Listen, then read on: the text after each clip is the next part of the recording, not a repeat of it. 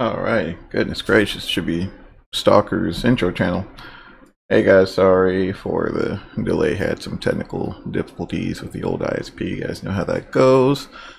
Oh, but finally got started. So we're at Louisville today. Decided yeah man, there he is, good grief, yeah.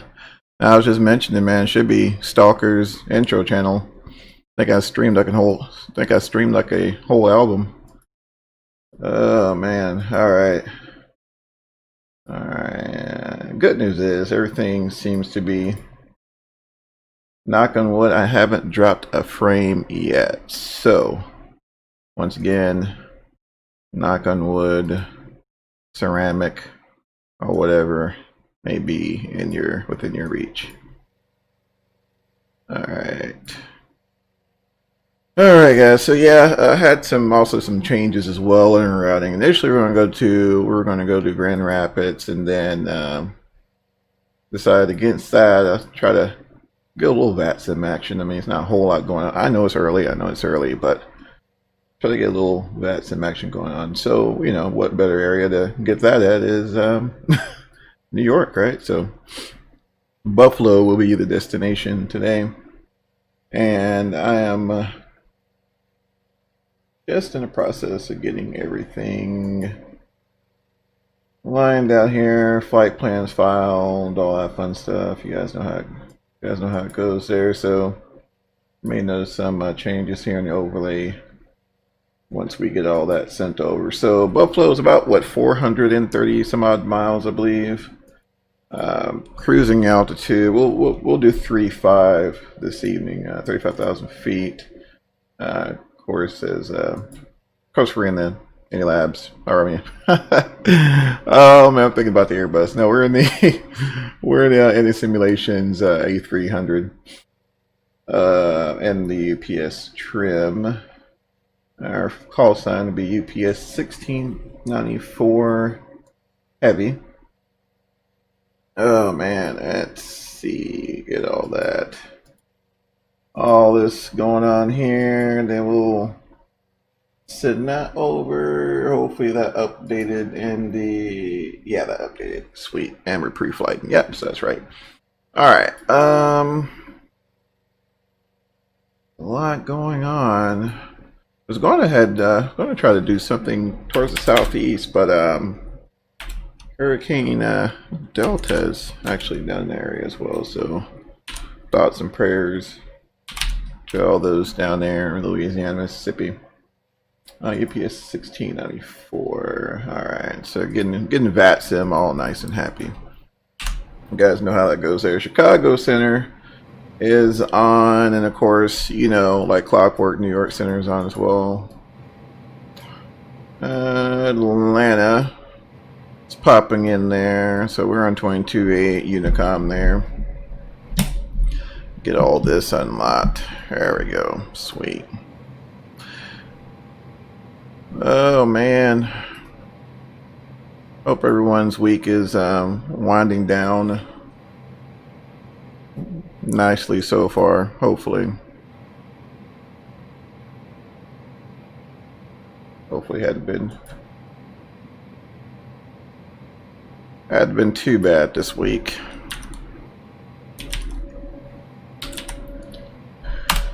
Oh, I've been getting stir crazy lately. Still a lot of, you know, of course, this time of the year, you know, they got the fairs and all that fun stuff, and all that stuff still kind of sort of closed. I had like a drive-through fair here in Texas not too long ago, so I don't know. I mean, it's literally guys, like a drive-through fair. Miami, yeah, I forgot about that, man. That FNO, yeah, they're definitely going to be squatting up for that FNO, man. It's going to be a hard pass for me, though. Especially the way my interwebs is acting up. But, you know, the funny thing is, like, I hadn't dropped a frame yet. So, you know what that means? What does it mean, Stalker? It means that Stalker's going to have to find another router. Yay! Oh, man. Alright. right, so zero fuel weight, 265,000 pounds today. 29,000 in the tanks. I got like a moderate load, nothing too insane. Yeah, it's literally a drive-through fare, man. That's exactly what we said. It was a hard pass on that one as well. I mean, kids are going crazy, you know, but I'm not about to do a drive-through fare. That's like the whole. It completely defeats the purpose of going to a fair, right? Oh man, completely defeats the purpose. Alright, so let's go ahead and get everything all set up here. Before we do that, we're going to send this data here into our takeoff performance calculator and go to our ground services, and we'll go ahead and get the loader going here. That thing's pretty spiffy. Alright, so those of you who are intimately familiar with the Airbus McDo setup, this is pretty much the same here. So the winds at Louisville are, I think they're coming out of the south, I believe. 140 at 7. So we'll definitely be taking 17 something. I think it's 17 right, if I'm not mistaken. Definitely be 17 right here. I'll show you guys the routing here in just a moment. Yeah, we're just gonna be 17 right. All right, so yeah, let's get our FMS programmed up. UPS 1694 be our call sign, and we'll be cruising up at around 350 with a cost index of 24. Should have some pretty decent tailwinds up there, so I don't foresee this flight taking much longer than maybe an hour 20. I'm sorry, an hour 15, hour 20. And that's being extremely conservative. I think we'll give much better performance than that, but that's being extremely conservative. All right, so Buffalo. I've never been to Buffalo, so bear with me if I stutter a little bit on the airport code. Oh man. All right, so that looks good. And let's see. Let's go ahead and get the rest of it put in here. So Sid, I mean, this is so like Airbus. The logic is so like Airbus. It's really easy to kind of dive in here and get after it. All right. I'm gonna try to do this and it not completely take over the screen. Let's see. Alright. Alright. See if we can. Kaboom! There we go. Alright, hopefully that's not too small.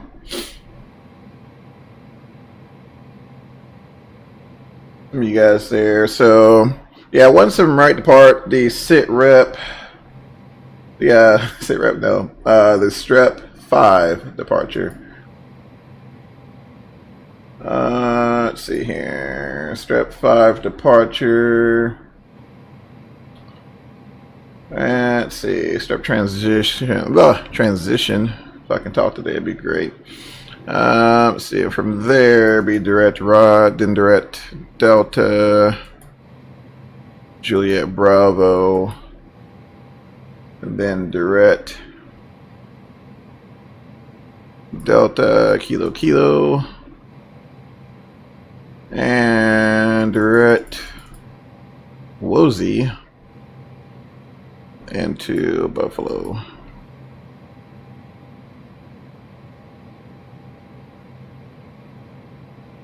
All right, everything looks good there. Buffalo, I'm expecting 2-3, but that may change. We'll go ahead and put 2-3 in there for right now. Of course, you know, we're gonna get another approach assigned to us, I'm sure, and I can just about guarantee it probably won't be the one that we're expecting. So, that being said, it's a little dim in here. And get some of these guys on, not the floods. I don't think we'll need the floods, but yeah, it makes life a little easier, right? And altimeter setting. Tree 008 for that altimeter, y'all. So we'll get that put in there. That's good. Oh my gosh, I think I found it. Oh, I've been looking for that for forever. Go figure, right? So gotta get our FCU on here. So we'll get our pitch trim turned on. I normally just go ahead and turn all these on, but in reality, you just only need one to power up this bad boy. So they were good there. Kind of head outside here and see what how the loading's going. Cool, looks like that's all finishing up there. That was really nice. Oh man, appreciate it. Yeah, I've been having so much fun with this thing. So much fun with this thing. It has been, every trip has been a blast. That's for sure. That's for sure. Test that real quick. So that was actually put in after that American Airlines incident, where basically the horizontal stabilizer broke off, and apparently they were trying to deal with some wake turbulence. The horizontal stabilizer broke off, and unfortunately ended up in the loss of all on board. So after that, they added that to remind the crews to limit the amount of rudder input, since the excessive forces tends to over Far Rock. Yep, just after. Yep. So yeah. So after that, they added that warning, and they also I think the rudder limiting system was already there, but I think they made some adjustments to it. But which that works as well. So once we get in the air, I'll show you guys without, you know, causing adverse problems to the adverse damage to the airframe. But we'll turn it off, and we'll test the deflection there. But it works. It works. I'm over here talking, and I'm thinking, like, wait a minute, I thought Louisville had more runways than this. Okay, so that's pretty much done. Let's go ahead and compute that.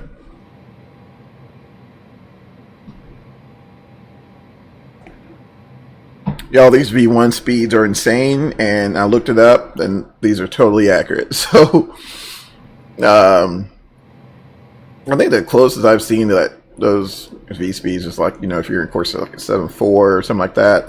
Every now and then A321 will get V speeds up that high, but I know normally I mean, heck, we're climbing out at 166 knots, right? All right, so we'll send this data over here to our FMS. V2 has to be manually dialed in. So we'll dial that in here. 171 knots. And we're going to go ahead and clear ourselves all the way up. So strap 5. Let's see here. I still got this up here for you. Alright, so yep, strap 5, strap, and direct rod, direct Delta Juliet Bravo, Delta Kilo Kilo, Wozy, and then Buffalo. Let's see here. Make sure that's there. 29.4. Alright, so let's go here and get some charts here. So I think we're UPS 5, I believe. And actually kind of funny, you look at the terminal. I mean, this is literally UPS's airport. I don't go here that often, but it's definitely, the equivalent to Memphis for FedEx. So, I mean, it was just insane to me to see that. Sorry, y'all, off tangent. But, let's see here. So we're doing the start 5 departure. Top altitude is 5,000 feet. So we'll climb on a heading of 170, then we'll intercept course 185 to Lenny. And we'll go direct to Strat from there. So top altitude 5,000. We're going to clear ourselves up.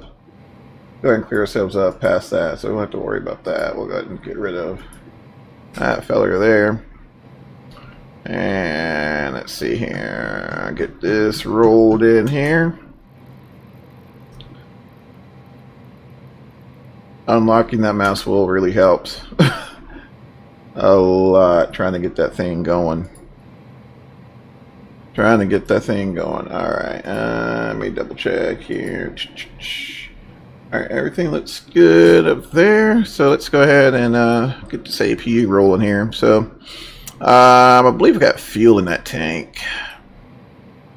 So go to our fuel page here.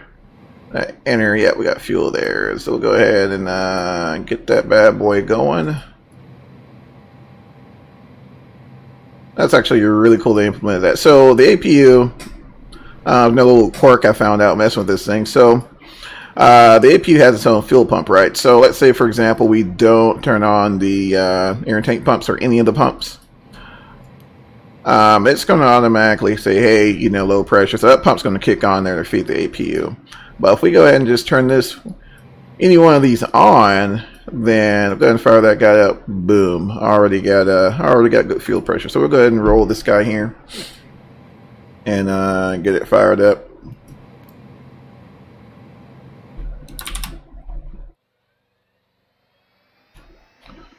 Old Pratt & Whitney's. It's hard to tell the difference between the GEs and the Pratt & Whitney's, but really quick startup. Not sure how accurate that is, but it'll be alright.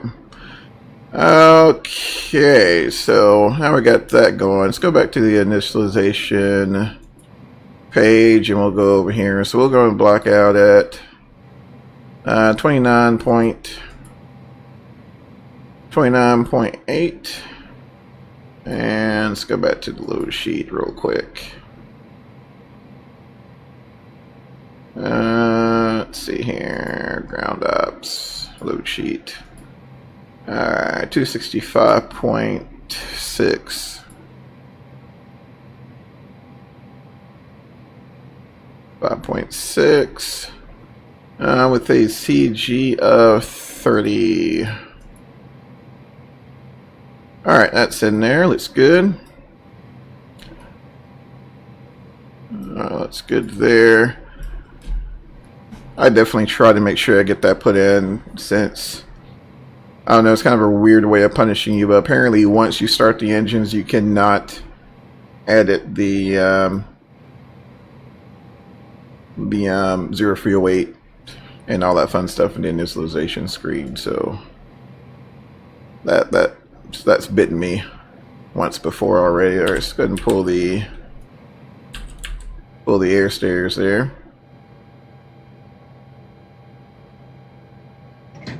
Our door is latched and looks good.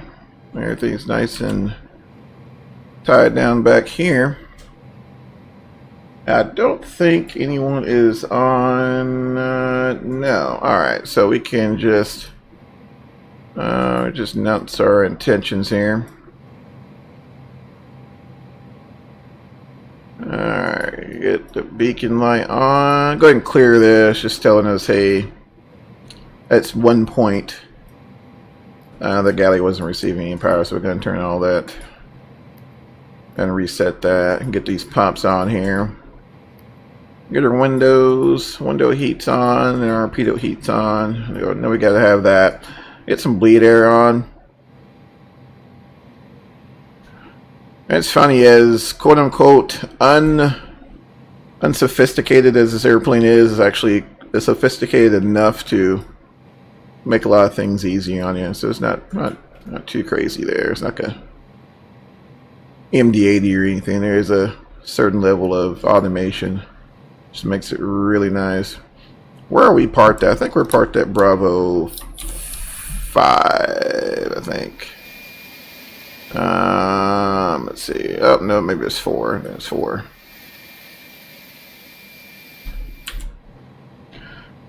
Alright, let's get out of here.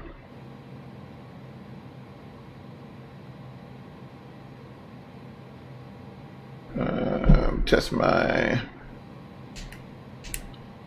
radios here real quick.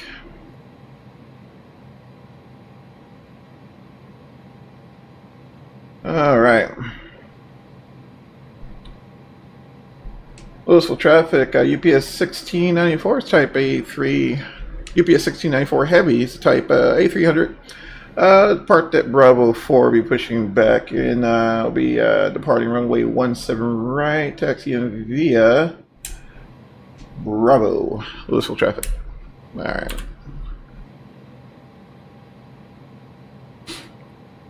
Let me get down here and get our transponder on. Mode C should be on. Alright, looks good, looks good, looks good. Okay, let's see. Flex. I think we're going to be, I think the assumed temp was 48. 48 there. That looks good. Alright, definitely want to make sure we're thorough in our before start flow here. Beacon light is on. Alright, cool, let's get out of here. Let's go to ground ops. Services, pushback. Hey, Captain, let me know where you want this thing. Let's see here. Great news, Captain. Your tow's coming. That voice is definitely what you will probably hear on a Friday evening at the end of someone's shift, so that was very, very fitting for the time. Oh man, so we'll fire up 2, wait for him to get us pushed, and once we disconnect, we'll fire up 1 and get out of here. Let's lock that flight deck door.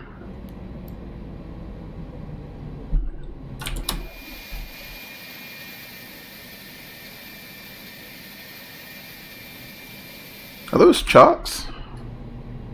Oh, we don't need that, right? Go here and get those chocks pulled. All right. Looks like the doors and hatches are closed and we're ready to connect.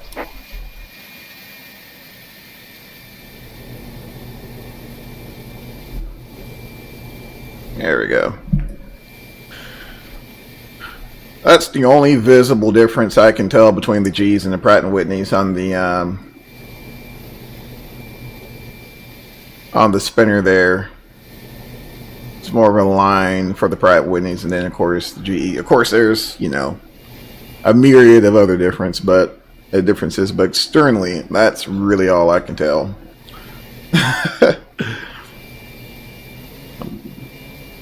Looks like they're getting us lifted up there.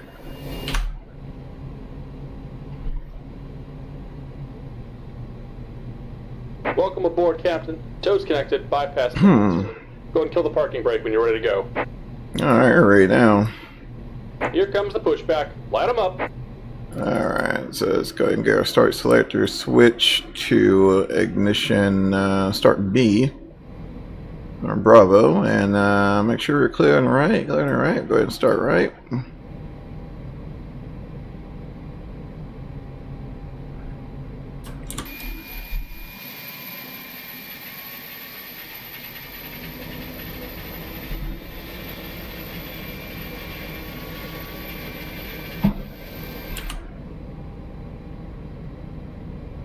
There's 18%. We'll try to spin them up to about 20.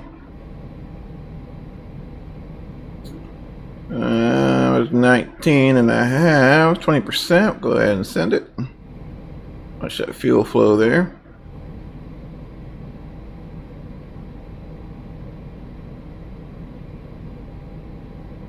EGT's coming up. There's fuel flow kicking on there. And one's coming up.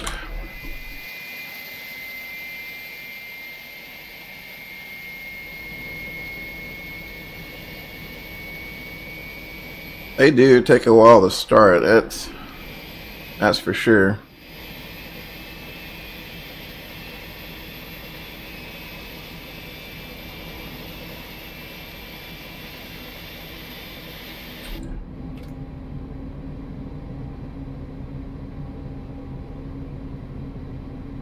Alright, I'll fire it up there.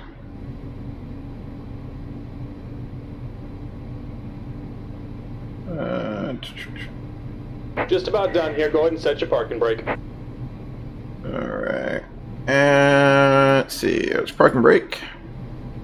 And we're disconnecting the tow. Give me just a moment.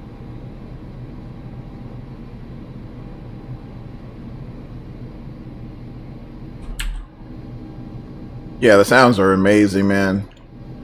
I think that was my first impression. Just beautiful sounds.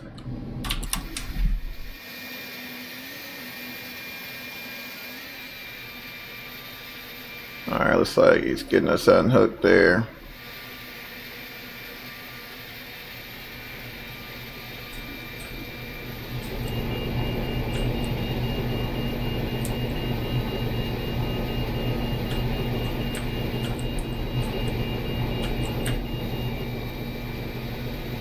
And we're disconnected. Signal and pin on the right. Take it easy and have a safe flight.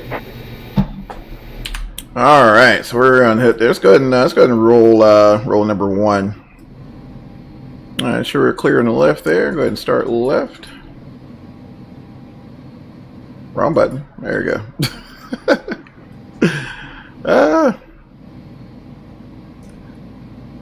It's still rusty on this guy. Still rusty. The last time I have flown any first generation Airbus was the old commercial level sim, or I think it was CLS A310 or something like that, from way back in the day. I mean 2D panel days. There's 20%. We'll go ahead and get fuel in there. Yeah, way back in the day, so still a bit of a curve for me, but not too bad. You start to kind of get used to it after a while. It's really just getting the quirks out of the way. Let's zoom this feller out a little bit. I'll get an idea there on that departure. Like I said, we cleared ourselves all the way up, so don't have to worry about that restriction there. It's like number 1 starting to line out there. I'm going to go ahead and get some flaps in there. I think, what was that, 15 degrees there. So 15/0, which is slats 15 degrees, and then with no flaps, which is very unusual for a commercial airliner. And trim, I think, what was that, 1 degrees and 1 degrees down.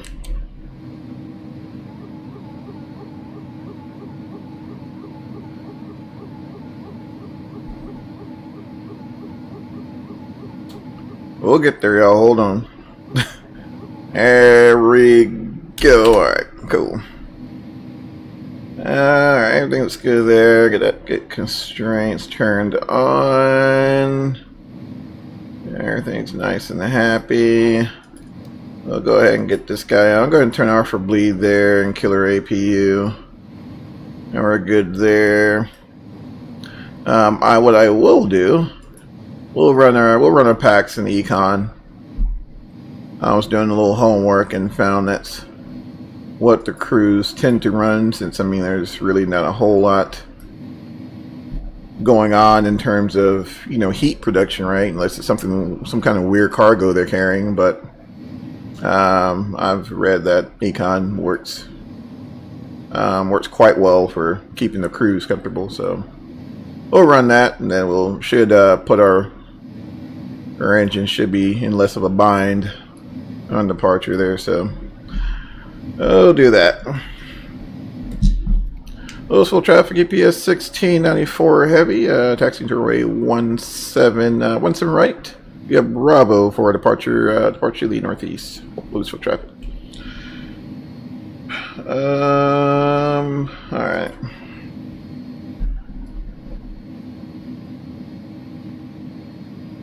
Not my home airport, so let me kind of pay attention to these to the signage.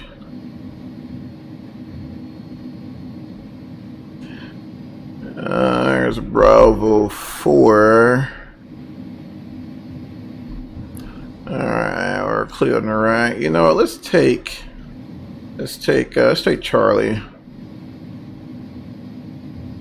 I know we said Bravo, but we're gonna take Charlie because I don't feel like trying to do all that. So we'll take Charlie. There's literally no one else there at this airport. It's a really nice airport though, especially for it being freeware. Really nice airport.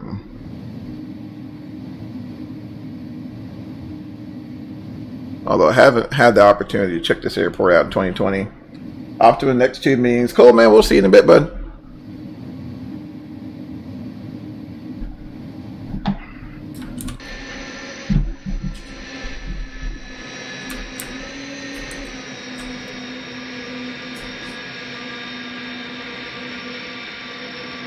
Yeah, we'll take Charlie.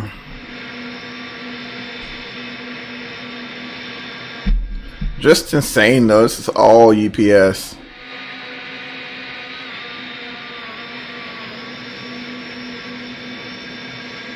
All UPS, that is crazy.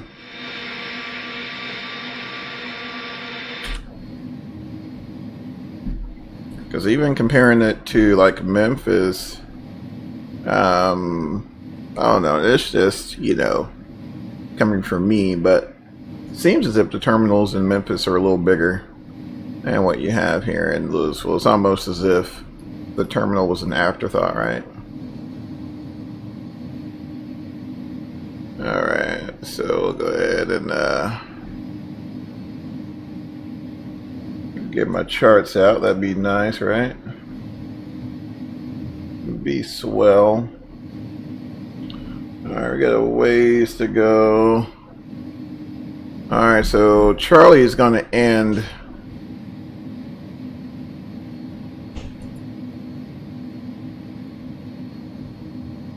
up here in a bit. So let's make a left right here and get ourselves back on Bravo. Let's make a left right here.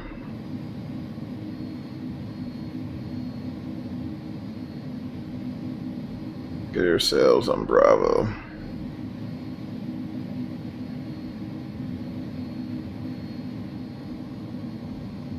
All right.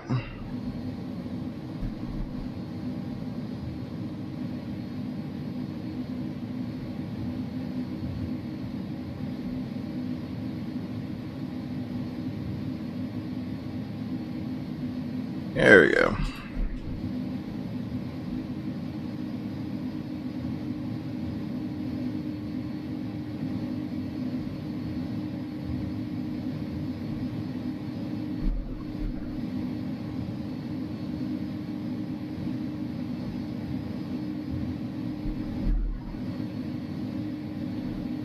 Let's see, strobe lights on there.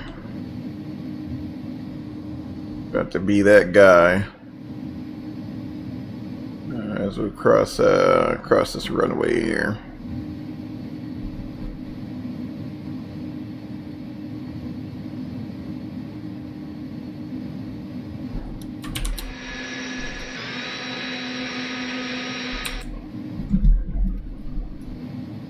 All right.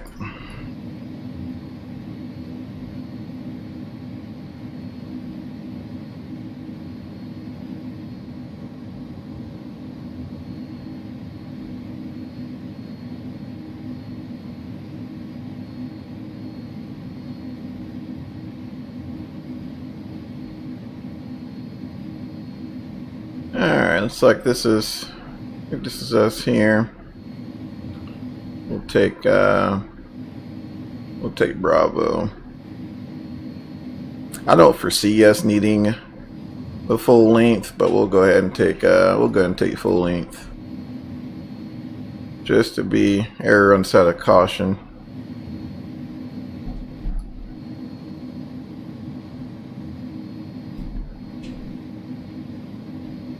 Alright, squeeze the brakes there. Alright, I think we are all set. I'll go ahead and get strobe lights on. Landing lights on. Continuous relight there. Speed brakes are armed. Now we can put the outer brake on the max and depart. Louisville traffic, EPS 1694 heavy, departing runway 17 right, departure to the northeast. Louisville traffic.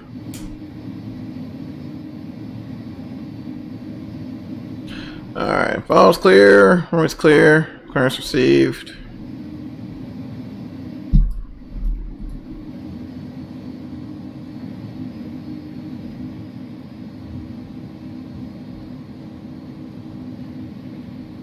We got tons of runway there, so I don't think we'll need to stabilize really anything. Alright, I'm going to try my button for toga. Let's see if that works. Alright, take off.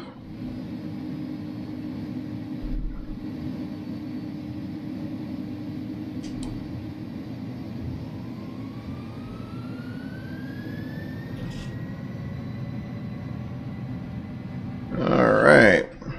Toga power set. Engine instruments and limits airspeeds alive.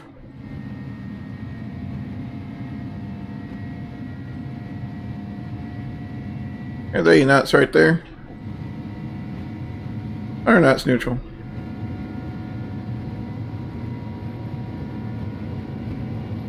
Oh, she wants to go.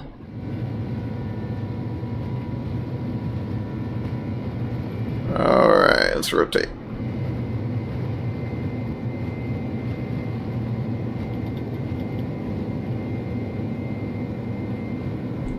Pause the red climb, gear up.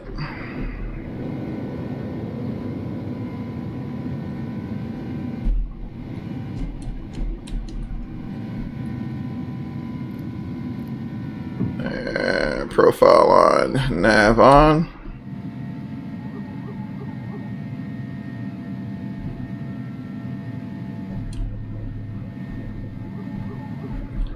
And slash subtract.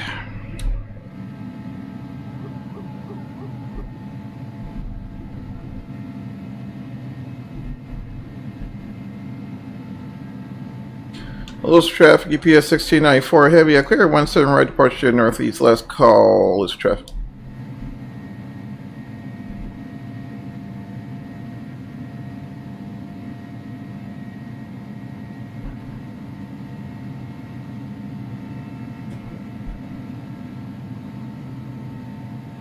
Love hand flying this thing.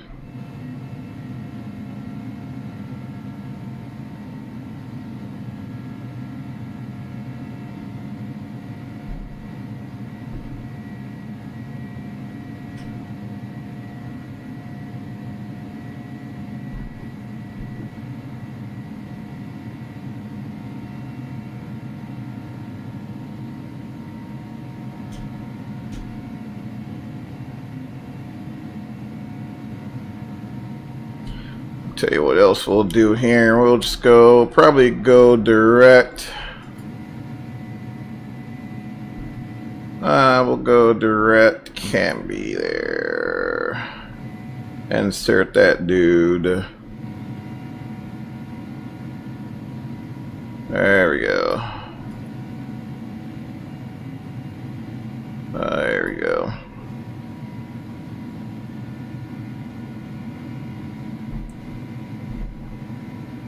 Let's see.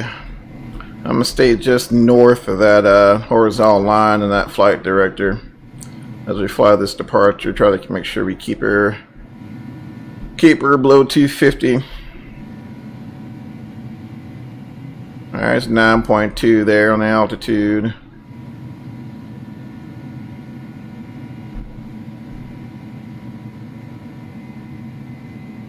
.9 there. It's coming up on 10. Alright, we'll start pitching there. Start getting our angle of attack down a little bit. Get her leaned into the wind. And we'll go ahead and come on now, command 1 for the AP. And continuous relay off. Landing lights for trad, seatbelt signs. Not worried about that. Alright.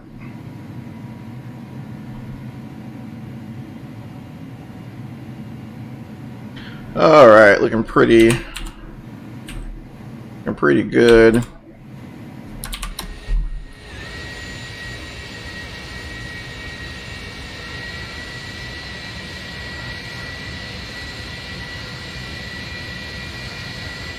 It's really well done models here.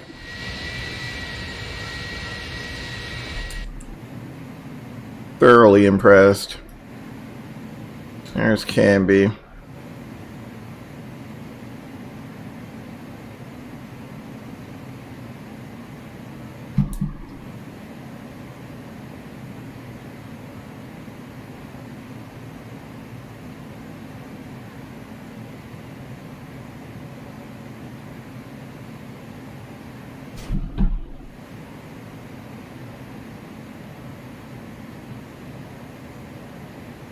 Not sure if New York is still on. Normally I'll see him by now, but not sure what the flight plan there. Let's see what are we getting here on the winds. Not a whole lot. We're just coming out of 15,000.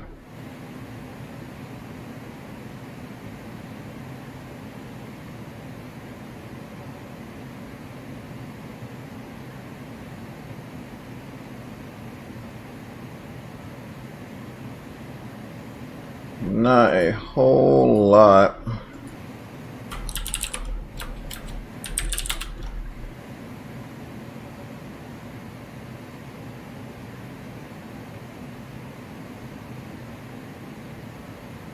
All right, 17.9.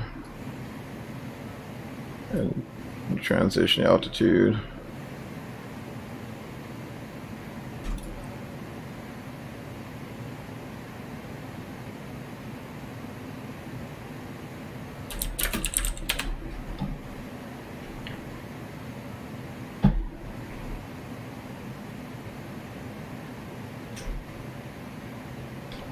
Pulling up here and past almost 20,000 feet. It's a freaking rocket ship.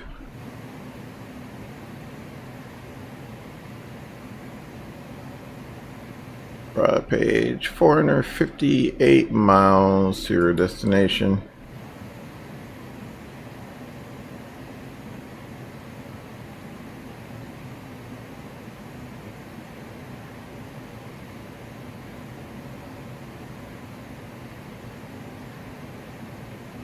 Let's see.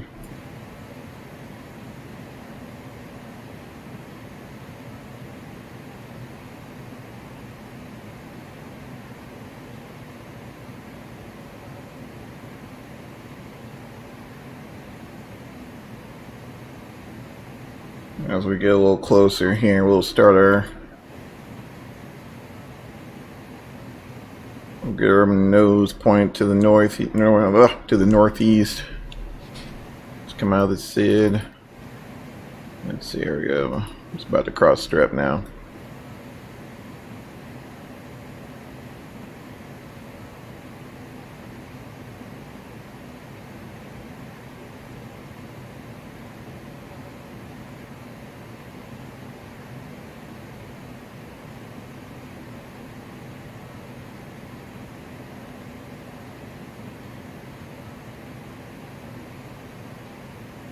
Here we go.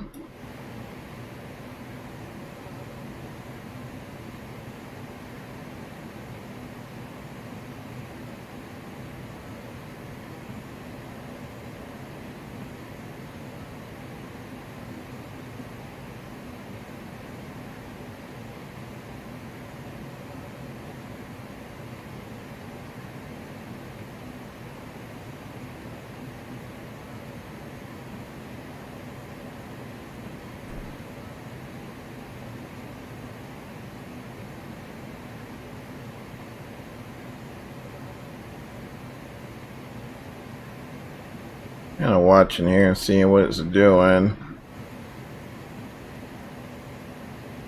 Looks like it started to turn and then, okay, here it is. Had me wondering there for a minute. I think I'm like, okay, we're at strap, but she acted as if she didn't want to go anywhere else for us, but I think we're good now.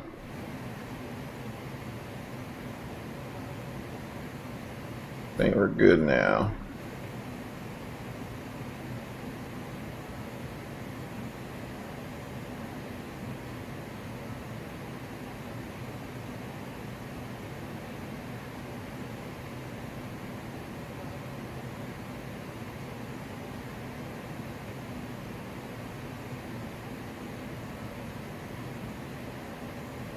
Alright, it's like 49 minutes to go.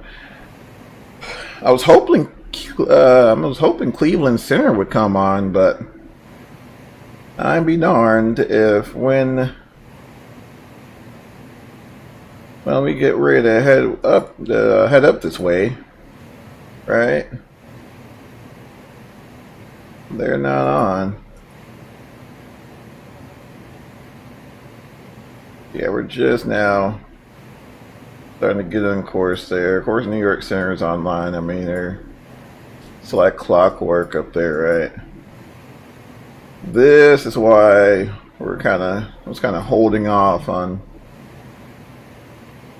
any operations down to the southeast right now. The rain bands isn't too much of a concern. It's just once you kind of get down here and it starts getting a little sketchy. You can make your way around those or over those,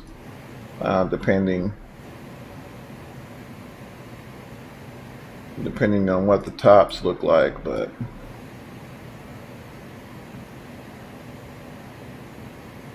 like Atlanta's getting hammered right now.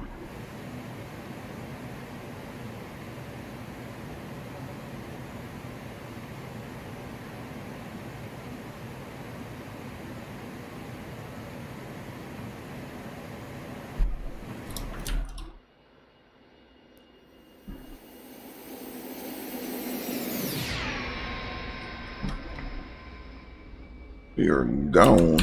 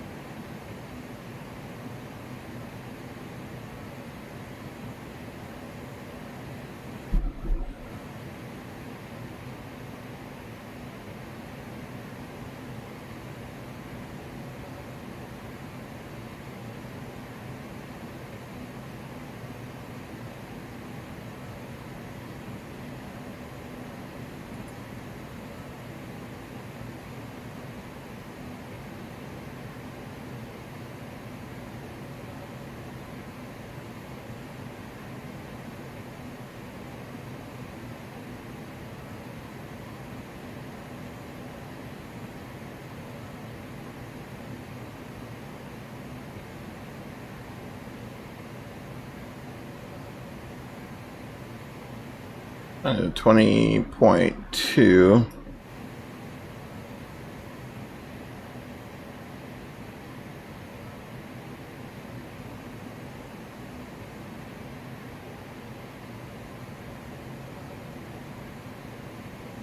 But yeah, I mean, I really can't say. I think the only problem I've been having so far is finding enough time to fly all the routes that you know, they're available, especially, you know, in freight ops. This tends to be, this particular aircraft is a workhorse for both FedEx as well as UPS. Now, mind you, it's, you know, 2, 3 in the morning when these things are really in action, right? But, you know, lots of opportunities for, you know, routes to, you know, non-major airports. A lot more variety, you know, Lubbock, Texas, Grand Rapids, Flint, Michigan, Rickenbacker, Peoria, Illinois. Tons of those little small out of the way airports that really makes this thing appealing for those of us who like to venture off the overly beaten path, so to speak. You know, your Miami's, you know, Chicago's, places like that. You know, gives us a little more variety. But you know, if you want to make those flights, you know, this airplane is definitely capable of doing so. Did an RNAV approach with it yesterday, no problems at all. Flies an ILS pretty good. One thing I have noticed, you know, and like this is, to me, this is, you know, it's something that, you know, you'll run into, especially an older aircraft like this. You know, you have to pre-plan your turns the best you can. Oh, let's go ahead and put this landing gear selector 2 off, or neutral. You got to really pre-plan your moves with this thing, especially, you know, if you're trying to intercept a localizer. It doesn't capture it as smoothly as, you know, a lot of the other aircraft, like your Boeings and, you know, your newer, your later generation Boeings, you know, your A320s, 330s, and all that. So you really want to try to hunt for that 45-degree intercept, if at all possible. You know, that's probably the one thing I would say about this airplane, is that you definitely have to plan your turns. I mean, some of the turns we're able to kind of get away with, you know, with smaller airplanes, like you simply cannot do in this thing. Just cannot do it. But, you know, other than that, you know, very, very capable machine. Let's see, thrust ratings on cruise. So it looks good there. Venture around here a little bit. Let's set our landing elevation up here while we're waiting. Let's go.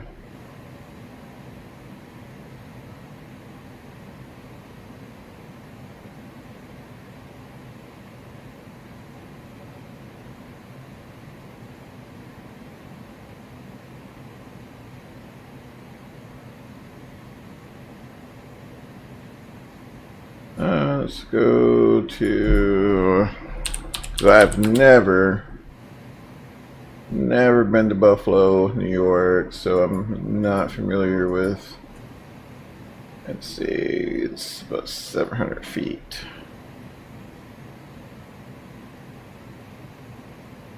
$730, so we'll just keep it at 700.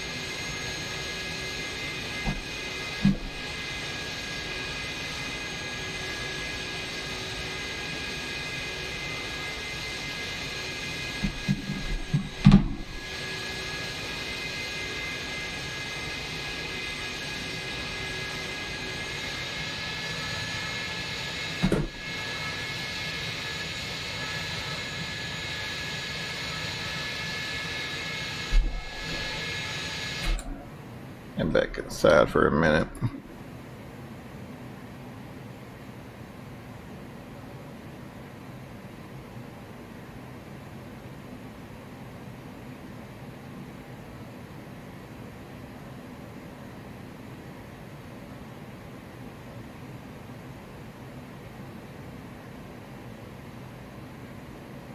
Yeah, let's take a look. Take a look at some METAR for that airport. 210 at 9. Alright, so yeah, looks like it is favoring 2-3.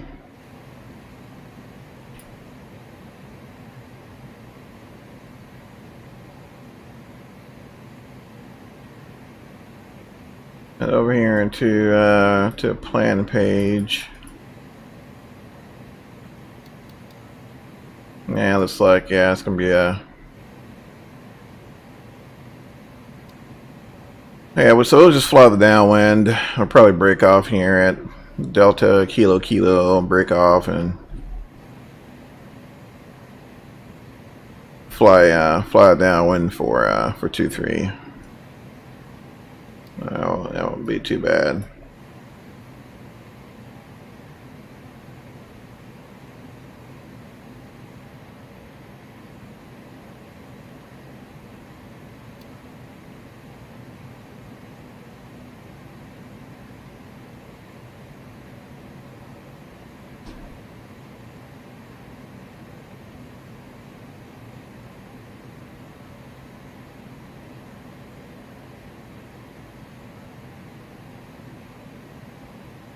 Won't be too bad.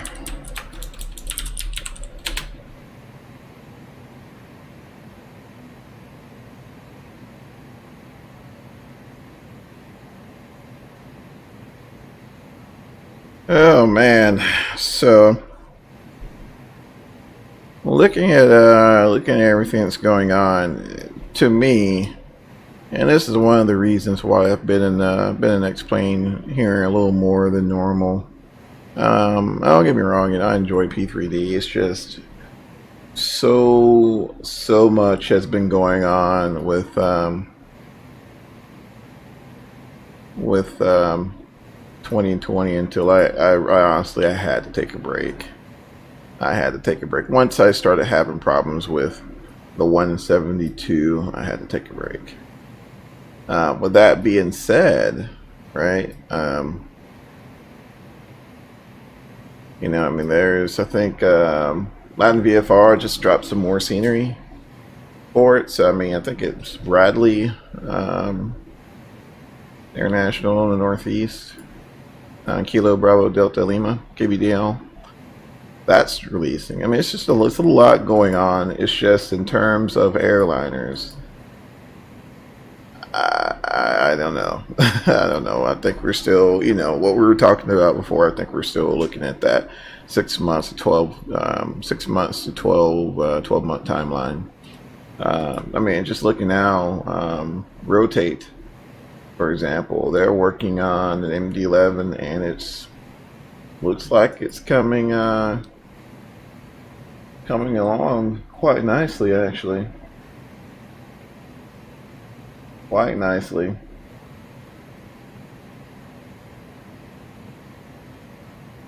Still a good bit of work to do, but definitely looking pretty good from the initial screenshots they put out. I don't think it's hit beta just yet for X-Plane 11, but definitely looking pretty good. So I don't know. I don't know.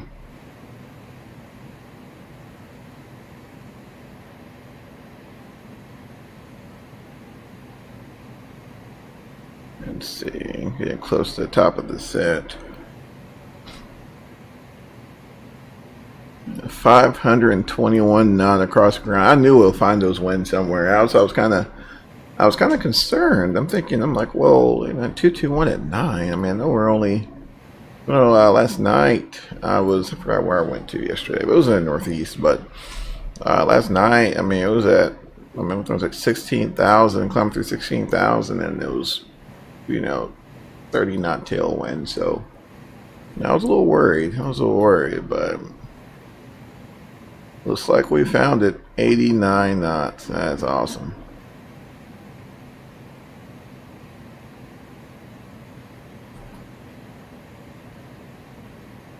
.524 over the ground now. Good grief.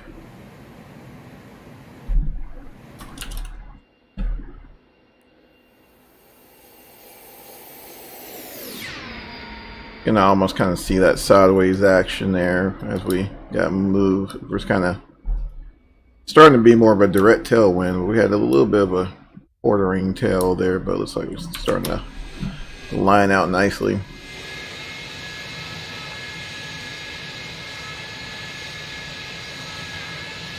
I noticed there you really don't see a crew there, which it's not that big of a deal.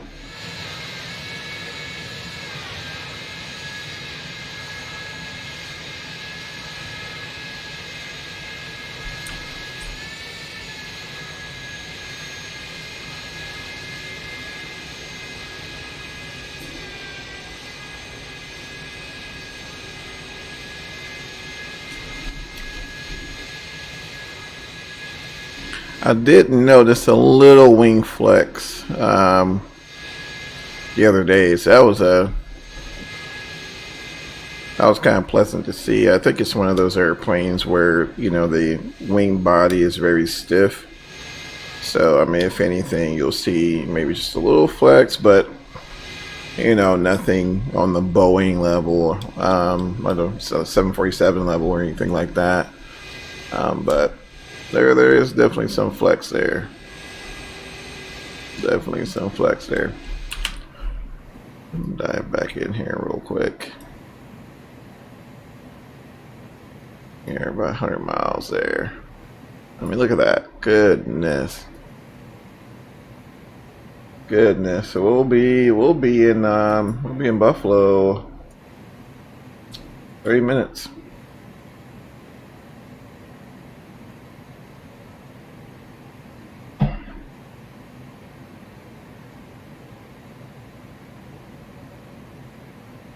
Yeah, I gotta tell you, I mean, I haven't lost all hope for 2020. So I mean, I want you guys to think, oh my gosh, Stalker's never going to stream 20. No, it's not that. It's just I enjoy it for what it is. It's an awesome VFR experience for the moment, but until we start getting, higher fidelity airplanes. Lately, I've just been on an airliner kick here, so that's probably what. It's probably a lot, that has to do with, but I mean, you start seeing aircraft like this, it makes it really difficult to juggle all these different airplanes. Oh, I was going to show you guys this. So,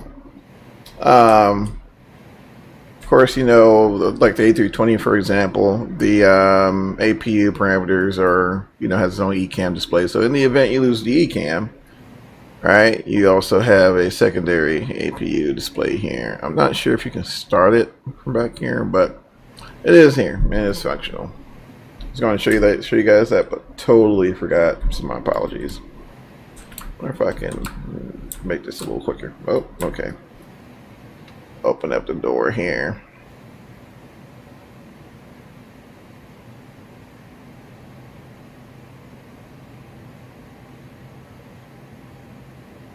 See if we can make our way in here.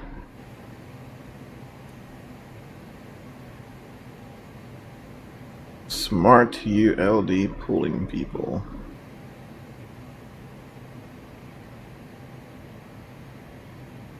There's the balls there that the ULD slide on. I got a pretty decent load this evening. Nothing Nothing too extreme, but a fairly decent load. I'm not sure if you max if you max the zero fuel weight out, if this will fill up or not. I'm not 100% sure. There's the secondary door display there. That's also functional. So I think I showed you guys some of this yesterday, the other day.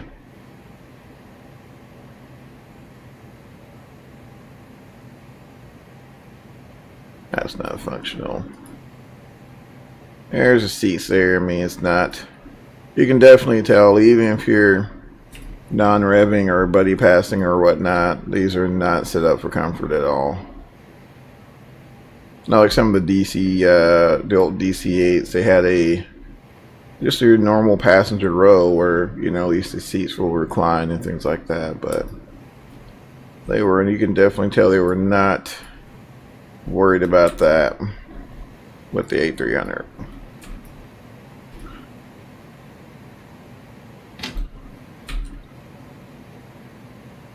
They were not worried about that with the A300. We don't pay you to be comfortable, by God. Pay you to be miserable. Just kidding. Just kidding. Even with the lack of recline, I mean, I'm sure they're a lot more comfortable than these jump seats here.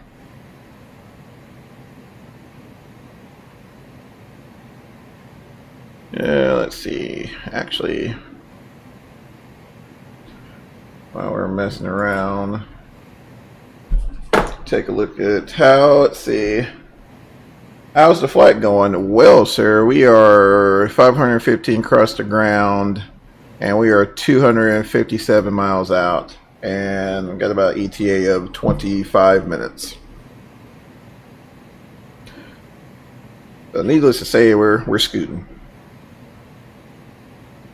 We're scooting. Just getting the ILS frequencies plugged in. Doing a little housekeeping here before it starts getting busy. You know the drill. 235 there.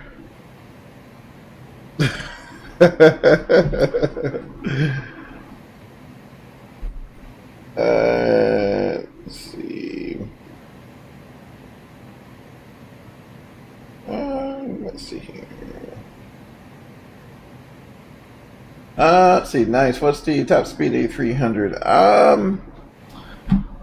Off the top of my head, I want to say Mach 0.8 something, 0.83, 0.2, something like that. So I mean, it's not a slouch by no means, but you know, it's not the fastest thing, right? But you know, I mean, I'll say this thing, for what it does, it's extremely capable. I think the really impressive thing to me about the A300 as a whole is just the massive payload that this thing has. I mean, it's just mind-blowing, the amount this thing can carry. I want to say the max zero fuel weight. I know it falls in the heavy category. Let's see here.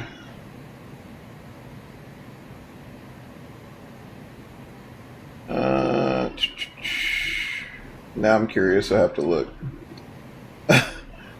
Let's take a look and see here.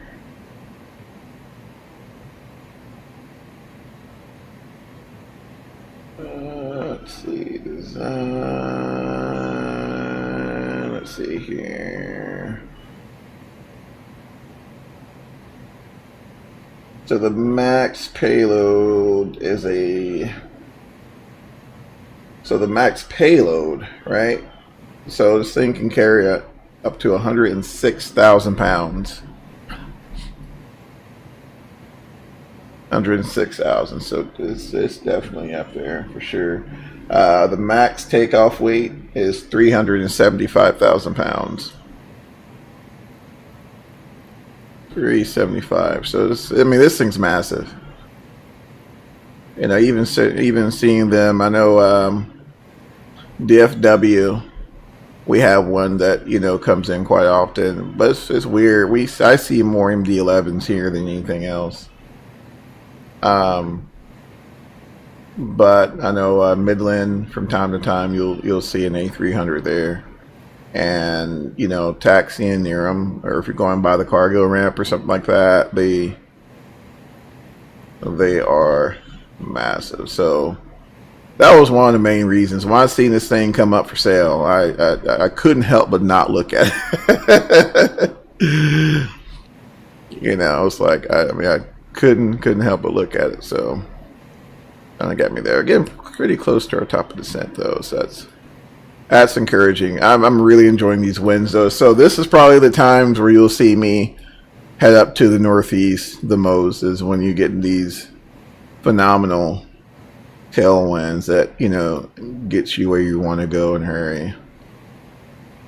I'm really stoked about that. Fortunately though, the winds at the airport aren't too bad, but they're still coming out of the southwest, like 210, something crazy like that. But it's only like 7 or 8 knots, so it's nothing too crazy. I think the only thing that bugs me about this whole trip is the fact the one time, now all this week, I've seen Cleveland Center jump on at like, you know, like 1, 2 o'clock Central, and the one time we decide to do an early bird special, you know, and get one in the air in the afternoon, they're not on. That's alright though. That's alright. I think Chicago, the only thing I see right now in the area is Chicago and New York. They seem to be doing their thing, but New York's like clockwork though. New York is like clockwork.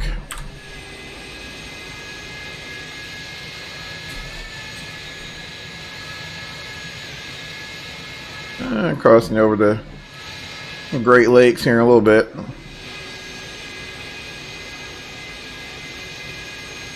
I think we got everything lined out though, and in regards to our approach, we know we're taking 2-3, so that's not much of an issue there. Just crossing over Cleveland now. Just crossing over Cleveland as we start to make that turn a little more to the north.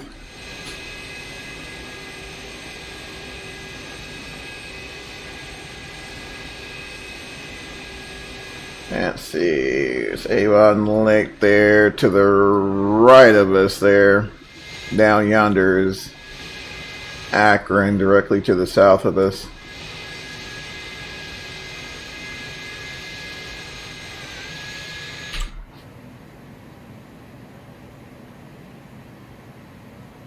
We're about to start heading down here in a bit. Only thing I think that's missing though that I would have liked to see is some approach figures, you know, some V speeds for approach. I don't see that that's added in yet. However, I've been reading and been told that this thing's a work in progress. So hopefully we'll see an update that'll give us a little more of a comprehensive planning solution there. I think that'd be really nice. And one thing I can appreciate though, they've opted to, you know, use, you know, their own EFB setup rather than shoehorning a if that's even a word, but make one up. You know, sticking in the AV tab, which is, you know, AV tabs are awesome. You know, love them, you know, for what they do, but you know, rather than sticking the AV tab here and calling it a day. So, you know, I think that's pretty cool that they've opted to put in a little more effort in getting something set up here. There's that rudder. Let's see. Flight recorders up here. Let's see, rudder travel. So here is the rudder limiting system there. I'm not going to turn it off right now, you know, being that, yeah. But as we get a little closer here and get slower, I'll turn that guy off and show you guys the differences. There's the Todd. Let's see, approach speeds. Now the approach speeds aren't too bad. I have seen from this airplane they're not too bad at all. I have yet to land with 20 degrees of flaps. All of my approaches have been at 40. But you know, just to kind of give you an idea, so if we had to land with 15 degrees of slats and 20 degrees of flaps, that put us at $1.52. Now, if we want to do, for example, now this is something we would want to do in like gusty situations, if you know, the winds are really high or something like that. But what I would like to do is, you know, you can put in an additional wind correction. So we do, like, you know, for example, 8 knots. Do 8 knot wind correction. So that'll update that. So that's actually pretty cool. We'll go back to 30 though, and we'll do just a standard wind correction of 5. O speeds are 215. Flat retraction speeds at 203. And flap retractions at 169.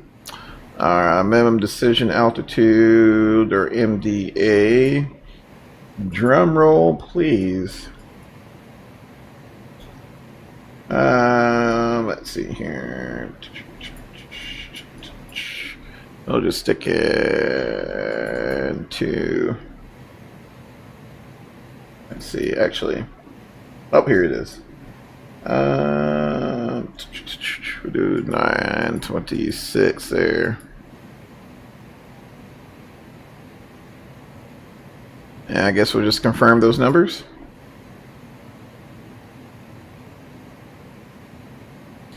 And let's make her way down.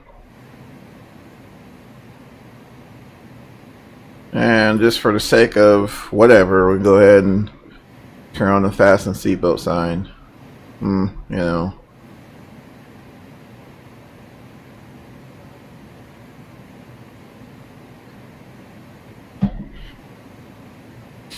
All right.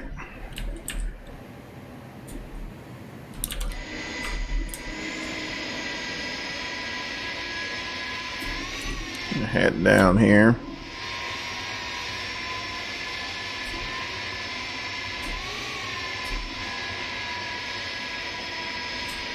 What can brown do for you? I know I've had horrible experiences with with the UPS. So personally, I'm kind of a FedEx person myself, but one can appreciate the fact that UPS is every freaking where. I mean, so is FedEx as well, but I don't know. And I'm just more familiar with FedEx, so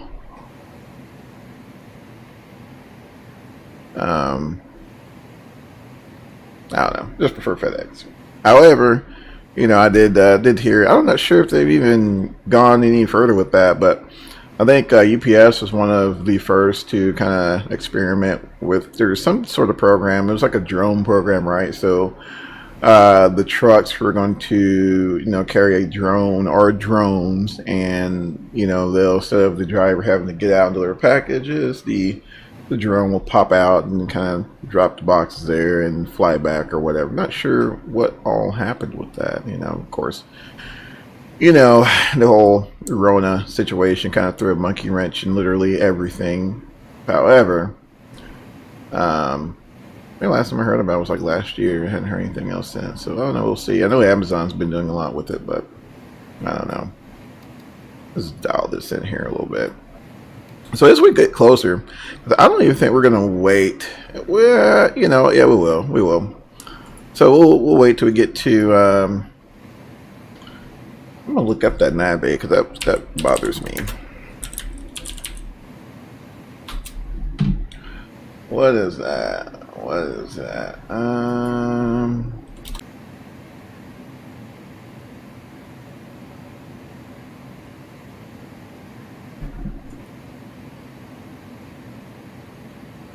All right.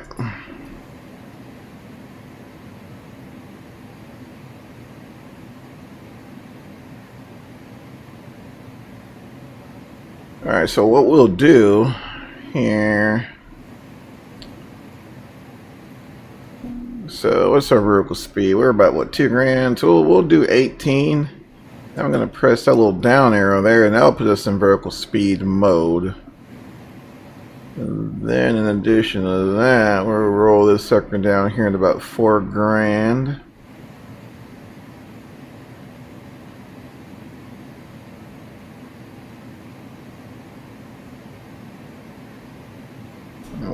We'll see what happens from there. And we should be, I think that'll get us set up there nicely though. Zoom out a little more so I can see. Yeah, that'll set us up there nicely.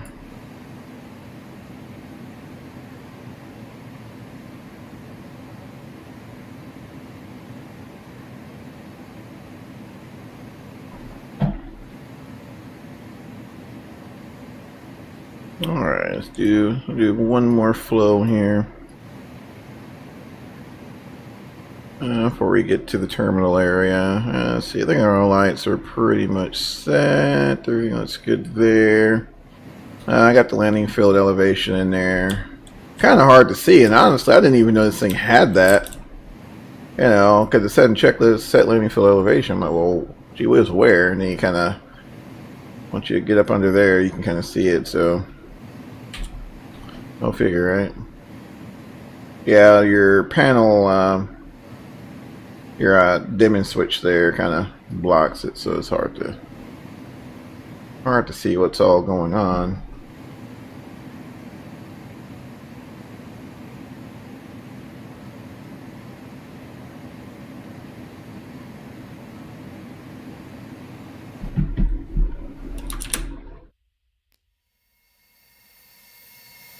And good grief. Let's see, what's our winds now? Calm down a little bit.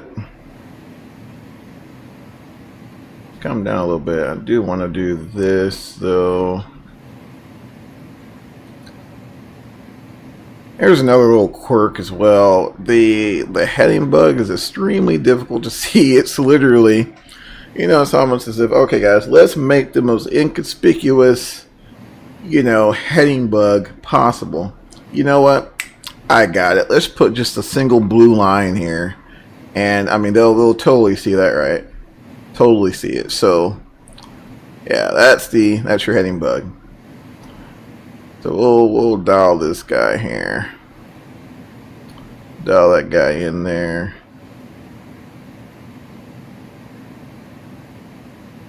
Yeah, it's like I was like my first time in this thing, and I'm spinning around the you know, spinning around the heading bug. I'm like, where the heck is it? Where the heck is it? Yeah, look, and I barely see. I see a little flash come across. I'm like, wait a minute. Gotcha.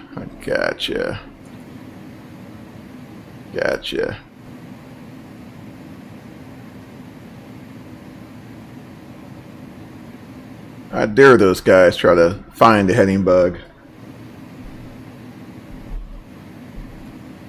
Who in the hell who uses heading bug? Seriously, you know? I don't know. But I went ahead and bugged that in there for a course, so we just flip to heading select and set ourselves up for a nice downwind. Coming out 18.6 there. I'm gonna come up a little bit. I don't think we need to be that aggressive on our V speed. We'll bring her up here a little bit. And I say that because I don't want to be at 4 grand trying to slog this thing through a downwind and burn all kinds of extra fuel. So we're going to let gravity work for us, right? And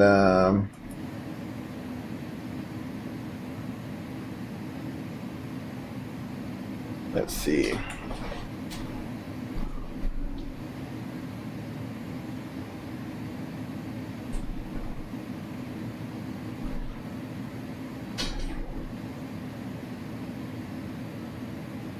Gotta love those interwebs. Starting to buffer now here. Buffer now.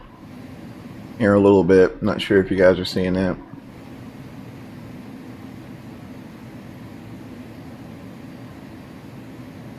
Oh yeah, it's an ongoing battle. I don't know, Michael. I may have to head to the store, man, buy a modem. That's all I know at this point. Oh my goodness.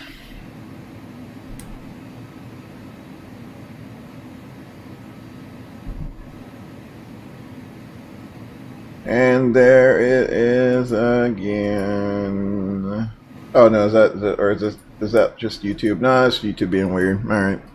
All right, 16.9, y'all. Let's go ahead and get the altimeter setting of. Drum roll, please.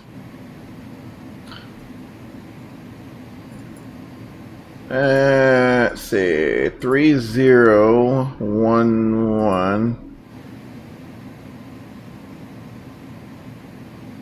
Yeah, go get you that, man. Yeah, I don't know what's going on, man. It's crazy. It is crazy. Imagine if this plane was in 20. Man, I'm telling you, imagine if any airliner was in 2020. I don't think we'd be. I don't think we'll be having these issues right now, man. I'm telling you, I can't wait till we start seeing some airliners for that platform.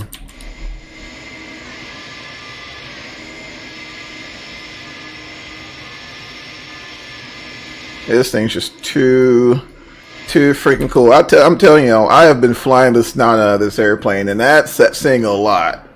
That's saying a lot. I've been really having a blast with this thing. I mean, it's complex yet simple. You know, the flight dynamics are there.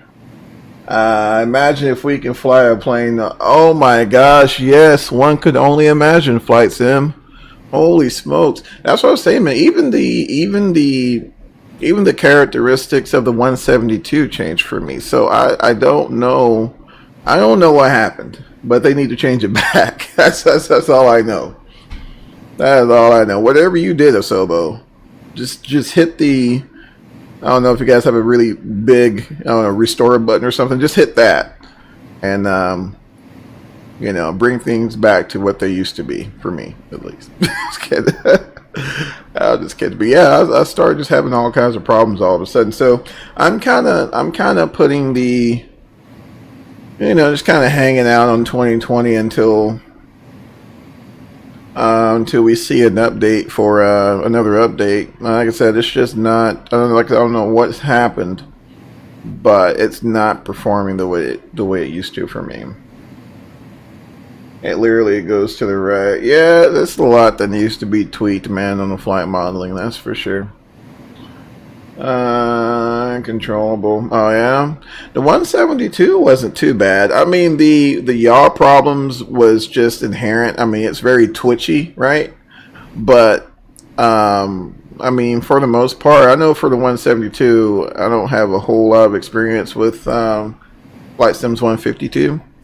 But I know the 172 is actually not bad, surprisingly.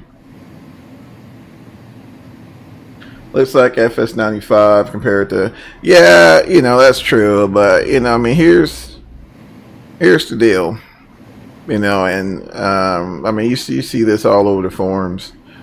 You know, it's all about what you are looking for. You know, in a platform, and you know, yeah, X-Plane and P3D, they're not as visually pleasing, but you know, there's a lot of folks who out there who they just want they just want a solid experience, you know, whether it be veteran flight simmers or, you know, normal folks in general are having a lot of issues. A lot of folks don't have the same, you know, or don't have the time nor the patience, you know, that we exercise, right? So, you know, I mean, a lot of people just expect for things to work. And right now, as with all of the other sims that came before it, 2020 hadn't gotten to that point yet, which it will, but it just hasn't yet. But that's okay. It'll get there, right? But at the end of the day, you know, that's why a lot of folks opted to maybe hang on to, you know, to a sim or two until things got better.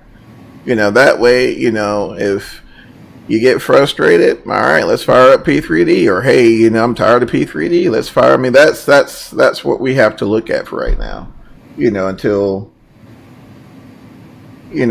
things get better.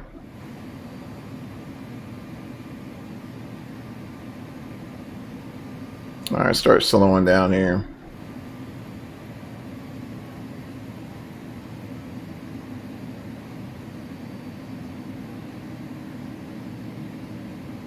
I'll bring the V speed up here in about 400 foot per minute. Help slow down there. I'm gonna do 240. There we go. I guess we'll make a call here as well. Let's see. All right. Buffalo Traffic UPS 1694 heavy, Type A300, 13,000 down to 4,000, about 60 to the south of the field. I'll be shooting ILS Maria 23 approach. Buffalo Traffic. Let's see.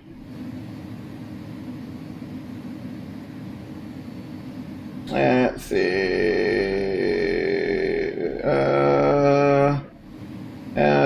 If you a few other lanes better because you have a couple hundred or more.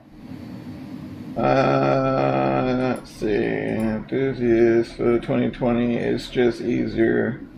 Go through add-ons. Let's see. Flight sim veterans compared to. I got you. You know, yeah. I mean, I totally see your point. However, you know, over the past 15 to 20 years, I have yet to see a stable release of any platform. Right. So what we don't want to happen is to have folks, you know, jump into 2020 brand new to the industry and get discouraged for one reason or another, whether it's CTDs, performance, or whatnot, and be just completely jaded by the industry. You see what I'm saying? So, you know, you don't necessarily have to put in now if you wanted to, you know, if you're, you know, want the visuals and things like that, you know, yeah, the add-ons they're expensive, but I'm gonna tell you something. Wait until 2020 matures and then come back and tell me how those prices are. Because the only reason that we're seeing cheap prices, for example, like for scenery, is because they're just direct ports, right? So we're not seeing, you know, developers really leverage on the new technologies. Once we start seeing those from scratch airports and things like that, we're going to be back up to $25, $30 sceneries. I mean, that's just how the market is right now, you know. So you know, it really just depends on what you're looking for. If you're looking, you know, for something, you know, that's along the lines of, you know, you're looking for more of a VFR experience right now, then yes, you know, 2020 will, you know, definitely be you know, definitely be a viable option. But we have to get away from trying to compare something that's been out for 10 years to something that's been out a month. You see what I'm saying? I mean, we just can't do that, you know. I mean, if it's something, you know, you already have, then yeah, you know, hang on to whatever, you know, platform you have until 2020 gets there. But you know, we can't, like, all this, what we're seeing on the forums, to me, is just petty. I mean, you can't just sit there, well, you know, X-Plane does this. Oh, well, you know, 2020 does that. We you know, we will spend all day doing that. You know, imagine VFR and X-plane. Oh yeah, I mean, there's a lot of folks who do VFR and X-plane. I mean, there's ortho and things like that. But you know, now that there's another option for that, then we don't. Now that we don't have to, right? So I mean, that's the beauty of having multiple platforms to choose from. You know, it's just good for the community. You know, if you want, you know, if I'm looking for a VFR experience, or if I want to go and see my house, which I can't because it wasn't built yet, but if I want to go and see my house, I will probably jump on 2020. I want to use this. But if I want to fly an airliner right now, I'm going to have to jump on P3D or X-plane. I mean, that's just the reality for the times right now. You see what I'm saying? Let's see. I would have a better experience going through Google Earth. Yeah, but you know, I think folks have been trying to use Google Earth for 2020. I'm not sure how that's going to work with updates though. So Ortho XP would need 100. That is true, but you can do it. You know, P3D. You know, you got Orbix, right? So, you know, I mean, it's just one of those things. You know, like. And you know, I've mentioned this before, but you know, if I'm looking for a VFR experience right now, I go to 2020. If I'm looking to fly tubes, then I'm in X-plane or P3D. You know, that's just it. You know, until you know we start seeing more higher fidelity platforms come out there, more aircraft, more planes come out there. Then you know, we're looking at something like okay, we can start retiring sims. You know, for me, I'm probably thinking P3D is going to be out the door for me, but and I mean it'll get there. You know, it's not. You know, it's only barely 2 months in. Barely 2 months in, it will get there. You know, I mean, heck, mine was running great up until last patch, but I mean, it's just one of those things to where. You go through growing pains. I mean, I remember when FXX dropped, you couldn't even freaking run the thing. So, that's the reason why you see a lot of folks, either jump to X-plane or P3D, and it's kind of flip-flop back and forth. I mean, that's what I'm doing. Did you hear British Airways just retired the 747? Yeah, man. So basically all the aircraft that, I grew up loving are either retired or being retired. So yeah, I'm pretty bummed about that, man, not gonna lie. Pretty bummed about that. And I don't know, I mean, it's just a sign of the times, I suppose. FSX. Oh, Flight Sim, man, you kill me. You're killing me.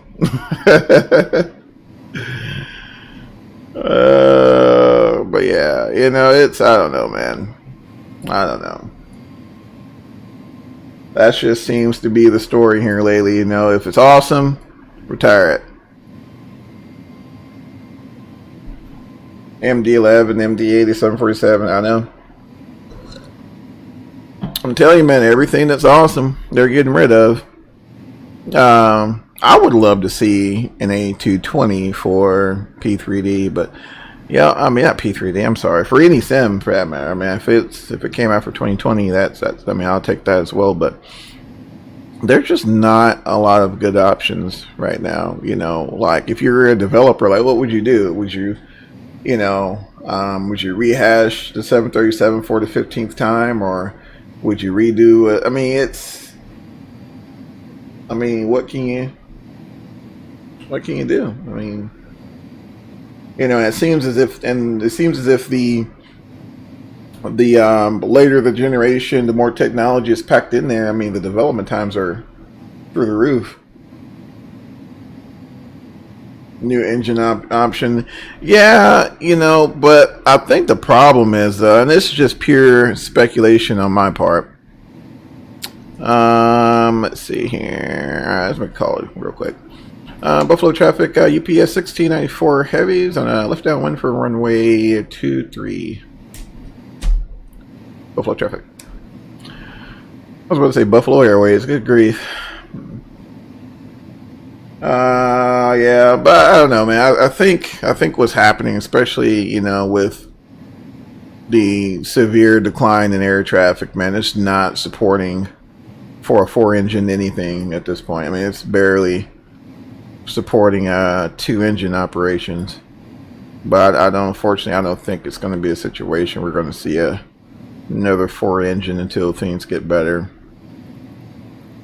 I mean, heck, they're already, well, I think they're already mothballing a lot of the A380s, you know.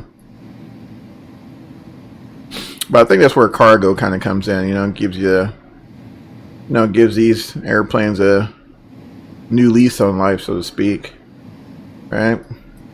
Let's see, landing lights on, if I can get there.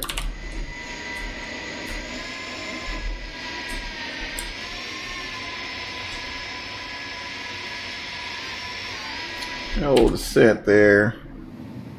Cargo. Oh yeah, cargo is amazing right now, man. Yeah, you're right, Michael. Not right now, man. It's just a lot. You know, right now the market's just not conducive to operate, you know, a 747. Even before COVID, exactly. Even before COVID, it just was not conducive. That's why you see a lot of the A380s, you know, being put up for storage because it's not financially viable to run them, you know.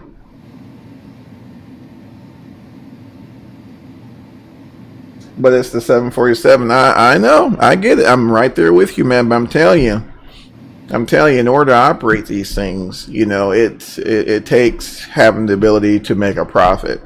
And if these things can't make you a profit, then you can't run them. You can't even afford to put fuel in them, right? I mean, Kingfisher Airways, for example. I don't even know if you guys remember that fiasco, but you know, they, you know, just a prime example of what happens when you run out of money. Even the fuelers, even the fuel company stopped giving them credit because they literally had no more money to operate. The flight attendants were, you know, using their food to feed the passengers, right? So, exactly, it's all about business. All about business, man. You know, if it's not making money, it's not, you know, if it's not making sense. So, you know, like I said, I get it. I mean, like the MD-80, you know, to me was, you know, that moved, you know, especially here in America, you know, that airplane moved a lot of people. And, you know, MD-80 and the DC-9, and to see that they're gone now it's a little, you know, it's like, wow, you know. Even the 717s, I'm not sure if you guys have heard, but the 717s are making their way out. So if they're not out already, it's crazy. I mean, it's crazy. But yeah, it's hard, man. But you know, Michael's right. You can't think about, you know, you can't really, when it comes to like especially operating an airline where the margins are so slim, you really can't think about what you want to do. I'm sure there's a lot of executives who would love to keep some of those airplanes operational, but it's not financially viable to do so. You know, it's like the Concorde. You know, I would have loved to see someone pour money into the Concorde, get that thing going, but it's not financially viable to do so. So, yeah, it's a bummer, man. It's a bummer. I get bummed out even talking about it. Yeah, the 717. I'm telling you, man, it's getting bad, bro. It's getting bad, my friend. They are they're starting to retire them. They are starting to retire them. All right, y'all. We're gonna go ahead and make this base leg here.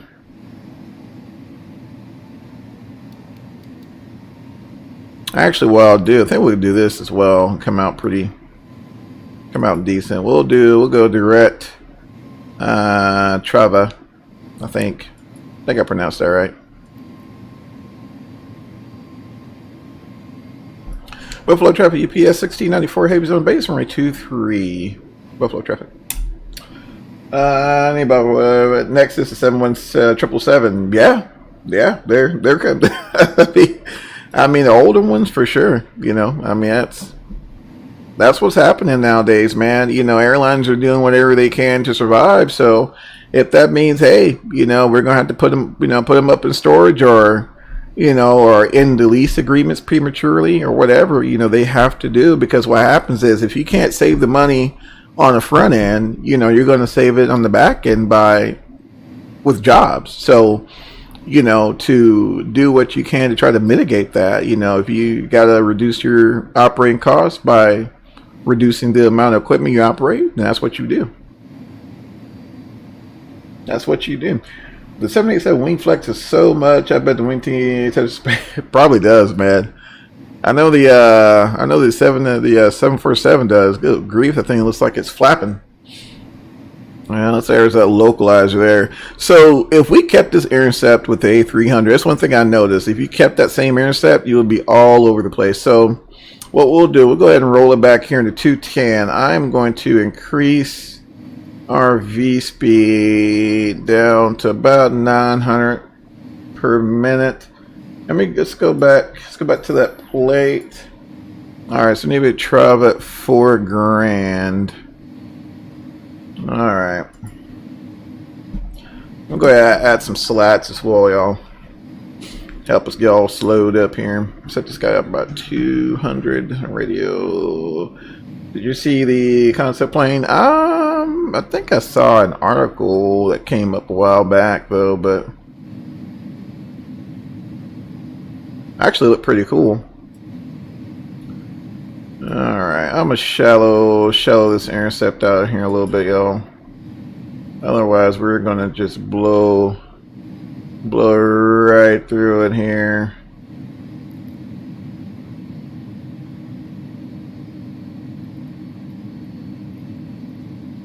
Alright, shallow that out here a little bit. Alright, gonna go ahead and slow down to about 190 there. Flaps 15, I think. There we go.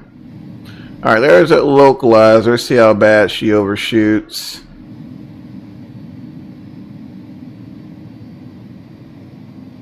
I prefer older style planes. Same here, man. Same here. You can ask Michael, man. It's like every time I see something old for any flight sim, man, I can't help but take a look at it. All right, y'all. We're let's see. We'll do 170. I'm going to call gear down.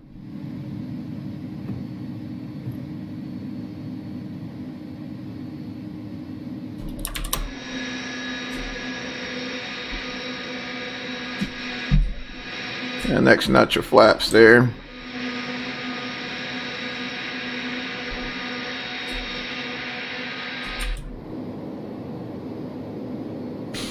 Alright, we'll go ahead and roll this guy back to, I believe, yeah, it was 140. Yeah, 140. Alright, we'll go ahead and kick in flaps 40. I'm a little early on the schedule, but alright, we'll hold 143. We'll hold 143. It makes me a little more comfortable doing that. Alright, she's going to chase it there. She's going to chase 143. We're just coming up on it. Runway turn off lights are on. Everything looks good up top. Auto brakes medium. Cool. The A300. Yeah, I know. It looks like a guppy or something.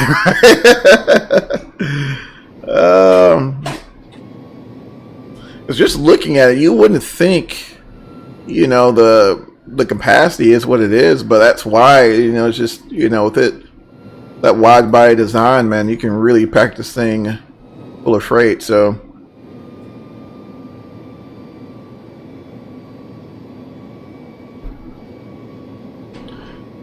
all right, my controls. Buffalo traffic, UPS 1694 heavies on phone, runway 23, Buffalo traffic.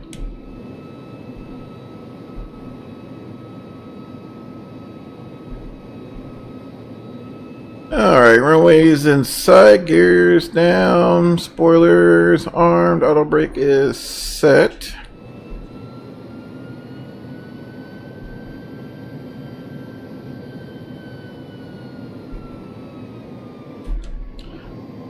Alright.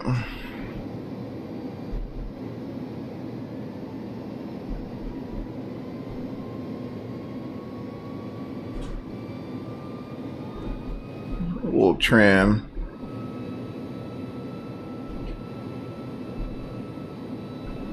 This thing has so much inertia.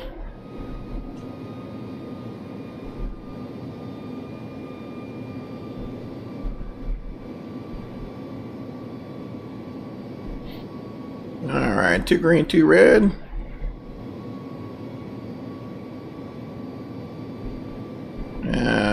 Let's see, we're visual now. I'm not too worried about that glide slope. Looking pretty good so far.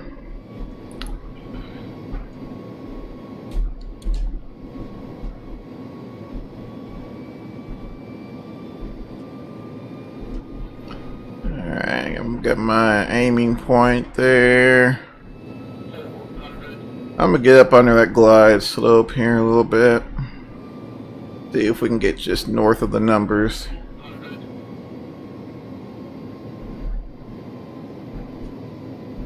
Alright.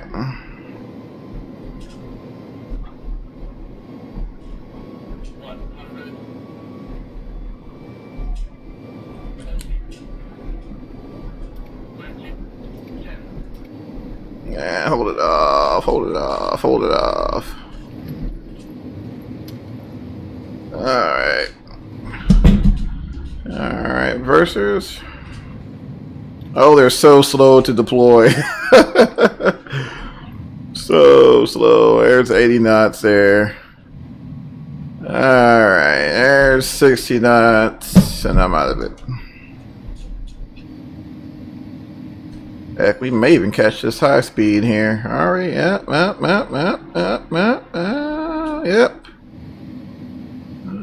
Catch the high speed there. I have no idea what a cargo ramp is. The glare is so bad, yeah, I know. I know. Tell y'all what, it sure would be nice if I knew. Let's see here. Alright, may have to backtrack here a little bit. There's the terminals there. Yeah, we missed it. We missed it. That's alright. That's alright. Once I make this U-turn here, we'll get the airplane cleaned up. Buffalo traffic UPS 1694 heavies clear of 23, and we'll let's see. Tack to the ramp. Buffalo traffic. All right, let's get this thing cleaned up. Have you ever seen that movie Long by Stephen? What was that? Langoliers? Hollers by Stephen King? No, I haven't seen it, but it's pretty good. Alright, yeah, get all that off there. Get APU. APU on. Oh heck, y'all, what am I doing? I keep forgetting we're in X-Plane, so we can totally get a screenshot as soon as this thing goes away. Alright, there we go. Let's see here. Let's dabble here in tower view. Oh, yep, there we go. Or not. Or not. Hold on, let's go. Alright, free cam. Boom. Alright, beautiful. Let's play. Let's see here.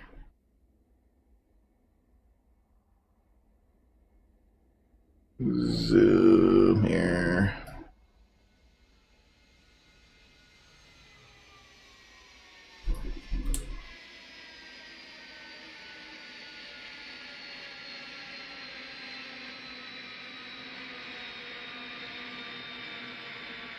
Yeah, those reversers are so slow to deploy. That's It's another interesting characteristic.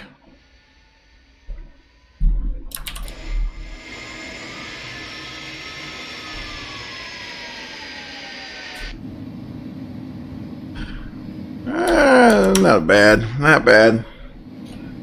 It's free on YouTube. Oh yeah, I have to check it out, man. I'm gonna check it out. I'm assuming no, that's not the. You know what? We may have to take Echo here. We may have to take Echo here.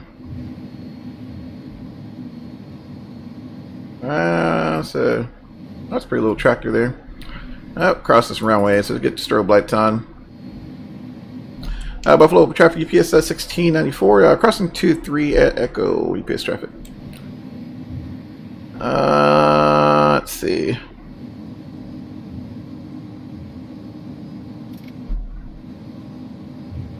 Let's see if we can find this ramp here. I don't see it anywhere in the charts either.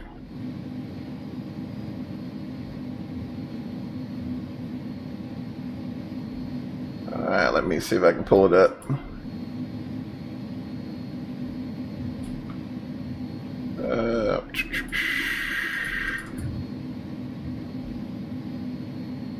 Yeah, I didn't see cargo or anything on there. I'm wondering, y'all, if this is it. Or did we pass it? Let's make a left here. Let's see, probably brake temps, I think. Let's go ahead and turn that on.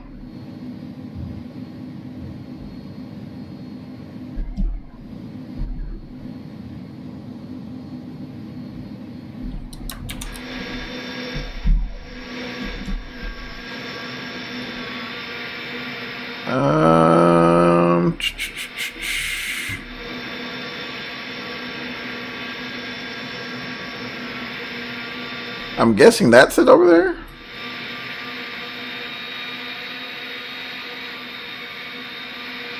Good grief, that's confusing. Alright, so I guess we'll make a U-turn here.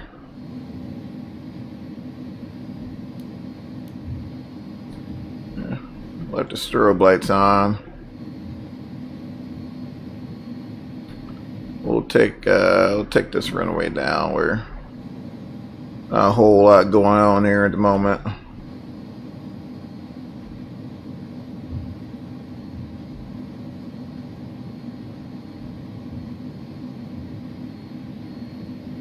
I could not imagine this would be so frustrating having to figure out how to turn this ginormous thing around somewhere.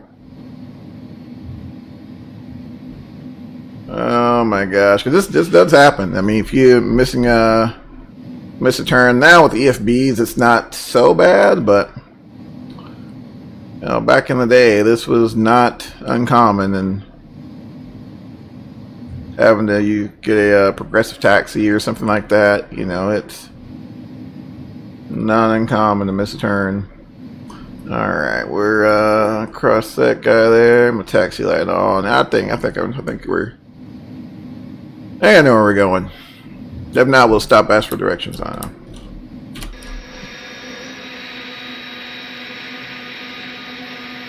There we go. Let's see, that taxiway is closed, so how?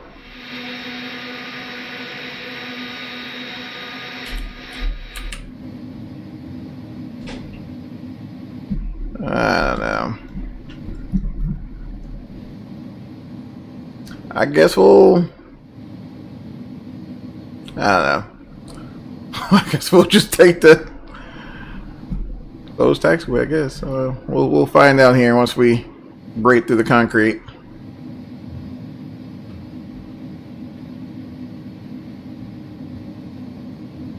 So we would have to have gotten off there and made our way past the fire department.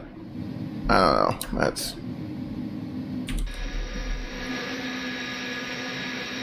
pretty confusing.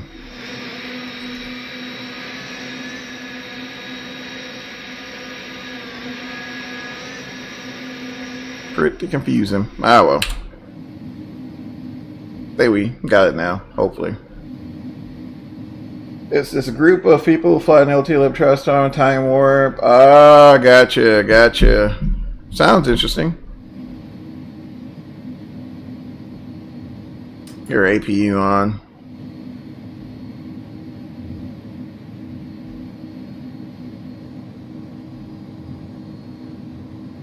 My gosh.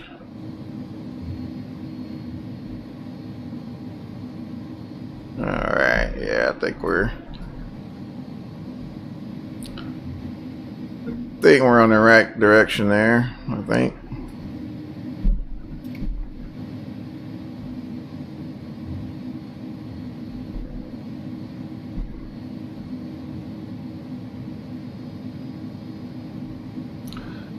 Alright, let's see if we can find a place to park this thing.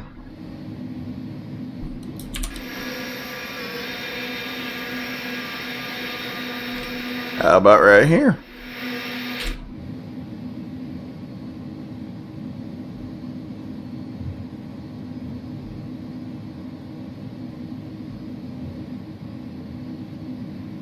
I'll lean on the brakes just a little bit.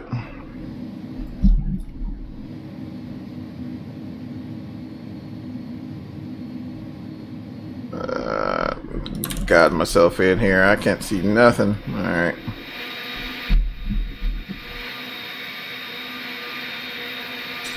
Is this the last time you will fly cargo to Buffalo? Yes. To answer your question. Yeah, because that was thoroughly confusing. Alright, there we go. Beautiful. Alright, so looks like APU's on. I'm going to turn on that bleed there. Engine 1, engine 2. Alright, so let's get there. Seatbelt signs on, parking brake set, and get all 15,000 of these hydraulic pumps off, except for that guy there. We'll leave him on for the APU. And we'll get our heats off here. Looks good. Beacon light is off. I'll turn off pitch trim there. And sweet. Call some ground services, get some stairs, get the loader, get the chocks. Alright, get that guy on there. Sweet. Alright guys, welcome to Buffalo. Finally made it. Oh man, awesome flight, y'all. Awesome flight, other than being completely lost at a very small airport, but awesome flight nonetheless. Once again, thoroughly impressed with this thing. Thoroughly impressed, and I hope you guys enjoyed it. Definitely hope you guys enjoyed it. But we'll probably fire up 2020 again here, probably next stream. Hopefully, we'll see if it settles down. If you guys see me fire this up again or something else, then you guys know that I'm probably still having the same CTDs or whatnot. But we'll see what happens. But anyhow, guys, you guys have an awesome Friday. And I'm going to finish this out here and watch Michael's stream when he does the FNL, because I won't do it. You know, I got to pick at you, Michael. You know, I have to pick at you, my friend. But oh man, but yeah, guys, definitely check out Michael's stream. I think it's tonight, Michael. Is it? Correct me if I'm wrong. I think it's tonight. Definitely check it out. Hopefully, be flying, doing the Miami FNO there. So it's gonna be a little fun. I'll get my popcorn, and but yeah. All right, guys, I'm out of here. Until next time, take care of yourselves, and we'll see you later.